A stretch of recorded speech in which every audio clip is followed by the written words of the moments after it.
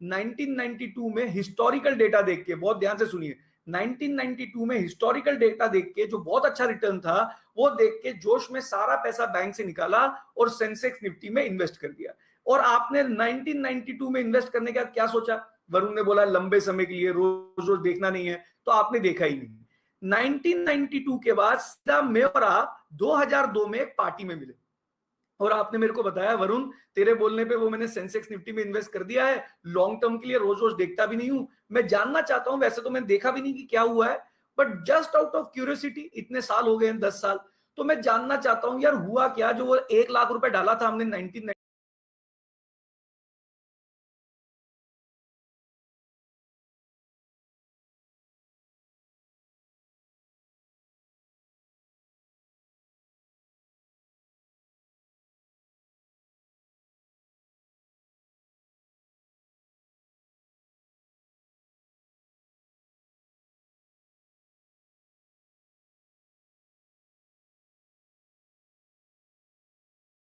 थे तो क्या होता? तो बैंकर ने बताया सर 10 साल में तो 1 लाख रुपया करीब करीब 2-2.5 लाख हो गया होता। तो आपका गुस्सा और बढ़ा, आपने बोला यार ये वरुण जैसे लोग बहुत आते हैं, बार बार बोलते हैं यहां कर दो वहां कर दो। अब इतने सालों बाद समझ पड़ा है पापा सही कहते थे, पैसा कहां रखना चाहिए था? बैंक में ही रखना चाहिए था। इस बार जोश में नहीं, गुस्से में, गुस्से में आपने 2002 में सारा पैसा स्टॉक मार्केट से निकाला और बैंक में जमा कर दिया और बोला आप बार बार स्टॉक मार्केट कभी देखेंगे नहीं। जैसे ही आपने जमा किया इन 2002 from 3000, in 2002 from 3000 it reached 21,000, it reached 21,000 इन 2007। मेरे साथ नंबर कैलकुलेट करिए, 2002 से 2007, from 2002 to 2007, 5 years, in 5 years from 3,000 to 21,000 it went up by 7 times। जैसे ही 7 टाइम्स हुआ आपने बोला यार वरुण सही कहता था, लंबे समय में तो पैसा स्टॉक मार्केट में अच्छा करता है। तो आपने बोला अब समझ पड़ गया गलती क्या कर रहे हैं, बार बार निकाल लेते हैं, तो निकालना नहीं है। फिर आपने जोश में सारा पैसा स्टॉक बैंक से निकाला और स्टॉक मार्केट में 21,000 पे जमा किया।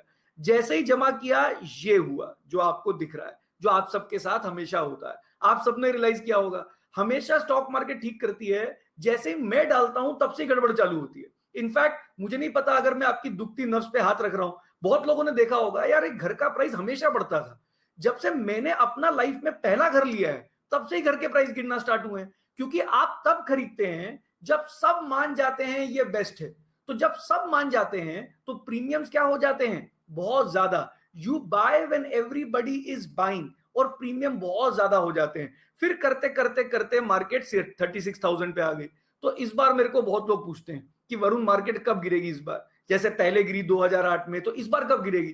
तो मेरा तो एक ही जवाब है आप सब लोगों को, आप डाल के तो देखिए, आप जिस दिन अपना पूरा पैसा डाल देंगे उसी दिन मार्केट गिर जाएगी। क्योंकि आप सब लोग लास्ट दिन तक वेट करते हैं, आप कंफर्म करते हैं कि बेस्ट है कि नहीं है। जबकि वॉरेन बफेट क्या बोलता है, इन्वेस्ट करने का बेस्ट तरीका क्या है? Be greedy when others are fearful and be fearful when others are greedy। जब सब ग्रीडी हैं तो डर जाओ, बाहर रहो, और जब सब बाहर हैं और सब डरे हुए हैं तो ग्रीडी हो जाओ। अच्छा, वॉरेन बफेट आज क्या कर रहा है ये सब अलग बातें हैं जो मैं समझा सकता हूं, बट मे बी हम एक यूट्यूब वीडियो डालेंगे हमारे यूट्यूब चैनल पे, तो वहां पे आप देख सकते हैं कि वॉरेन बफेट क्या कर रहा है। I think within a week और so will release that video on YouTube. But जो भी हो, ये चार्ट देख के हमको समझ क्या पड़ता है कि मार्केट यार बड़ी वोलेटाइल होती है, कभी भी इट कैन गो लोअर, कभी भी इट कैन गो हायर। तो कैसे इन्वेस्ट करें समझ नहीं पड़ रहा, इस वोलेटिलिटी को कैसे बर्दाश्त करें समझ नहीं पड़ रहा। तो इस वोलेटिलिटी को बर्दाश्त करने के दो बड़े तरीके हो सकते हैं। तो ध्यान से देखिए वो तरीके क्या हैं। एक तरीका 50-60 ईयर्स के लिए इन्वेस्ट कर दीजिए। अगर आपने 50-60 साल के लिए इन्वेस्ट कर दिया तो क्या होगा? अगर मार्केट ना भी बढ़े बीच में, तो आप 10 साल खराब भी निकल गए तो आपने बोला क्या फर्क पड़ता है यार, बने रहो, कभी ना कभी तो बढ़ी जाएगी। फिर आपने बोला यार ये तो हम कर नहीं सकते 50-60 ईयर्स का, कोई और तरीका बताओ। तो और तरीका क्या है जो रोज आपको टीवी पे समझाया जाता है कि अगर आपको स्टॉक मार्केट के उतार चढ़ाव से बचना है तो सबसे सिंपल तरीका क्या है जो टीवी में रोज बताते हैं?